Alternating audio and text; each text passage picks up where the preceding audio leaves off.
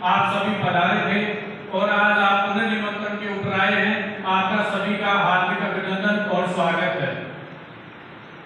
पिछला जो कार्यक्रम था वो हमारा बहुत ही शानदार और सभी की मेहनत का एक सकारात्मक परिणाम था। पिछली बार 20 या 30 जो भी मेंबर होंगे उन्होंने एक मुहिम चलाई।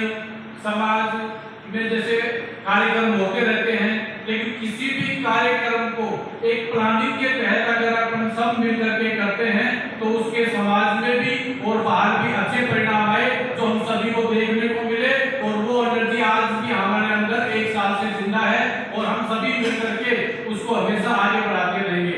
अब उसके ऊपर 2-3 पॉइंट है। आप सभी प्रबुद्धजन हैं। पिछली बार जितने भी सदस्य आपने रहे और उन सभी सदस्यों को धन्यवाद देना चाहते हैं कि उन्होंने बाहर ये व्यवस्था की नहीं कि आप चंदा दो, आप ये दो। उन्होंने चाहे कितना ही बाहर अपने ऊपर आर्थिक रूप से ढोया, उन्होंने मेहनत भी की और उसका जो रिजल्ट था वो अच्छा आया।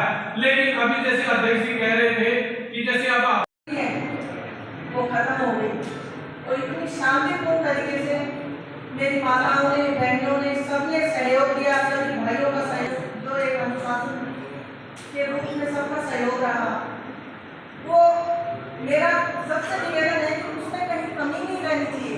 किसी चीज़ को हमने शुरुआत करी है तो वो लगातार उसमें बढ़ोतरी होनी चाहिए। वो एक ऐतिहासिक शोभा यात्रा थी, लेकिन उससे और भी अच्छी शोभा यात्रा हम बनाए हुए अनुशासन में एक अच्छी संख्या में हम आगे बढ़े। हमारे तेजा जी महाराज हालांकि हमारे आराध्य देव है, लेकिन वो सर्व समाज के थे। उन्होंने अपना बलिदान वो रक्षित एक दूसरी माँ की गायों की रक्षा के लिए अपना दिया था, तो वो सर्व समाज के थे। मेरा छोटा सा सुझाव ये है कि हमारे राज्य है माना, लेकिन हम इसमें सर्व समाज को शामिल करें, सबको इसमें आमंत्रित करें इस शोभा यात्रा में आने के लिए।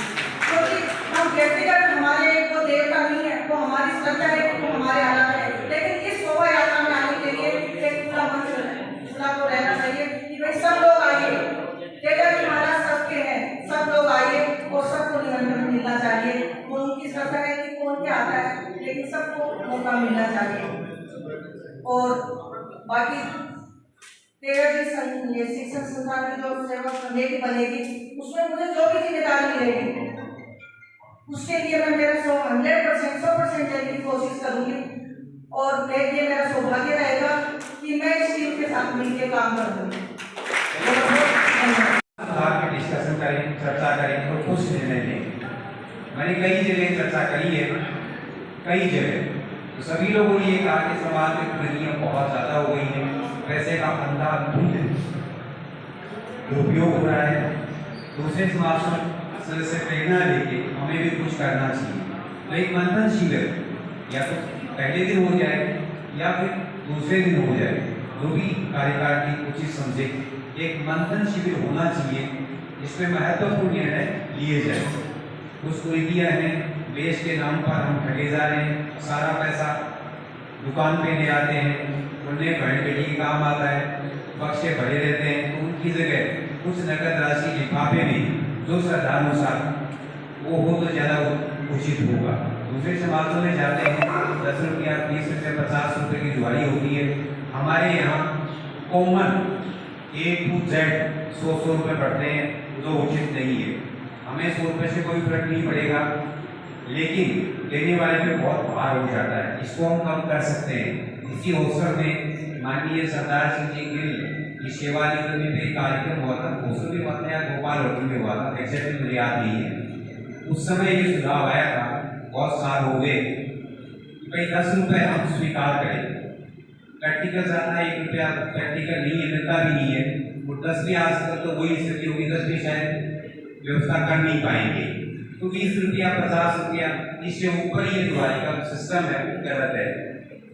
एक तीसरा हम इसके साथ में उपयोगी कार्य जोड़ सकते हैं, वो है ब्लड डोनेशन।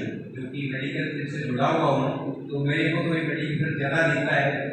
हर समाज हर साल ये रक्तदान शिविर का आयोजन कर रहा है, तो इसमें हम ये तो सेमली भी कर सकते हैं, काफ़ी लोग इच्छुक भी हैं, कई लोगों की डिमांड भी होती है कि साहब मुझे नया कहाँ दें।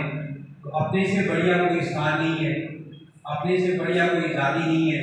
दूसरी जाति की बुराई नहीं कर रहा हूँ, लेकिन इसमें कोई दो राय नहीं है कि जाट का जीन होता है, इसमें कोई दो राय नहीं। इसके खून लगेगा, उसमें थोड़ा बहुत तेजा के भाव जागृत होंगे निश्चित रूप से।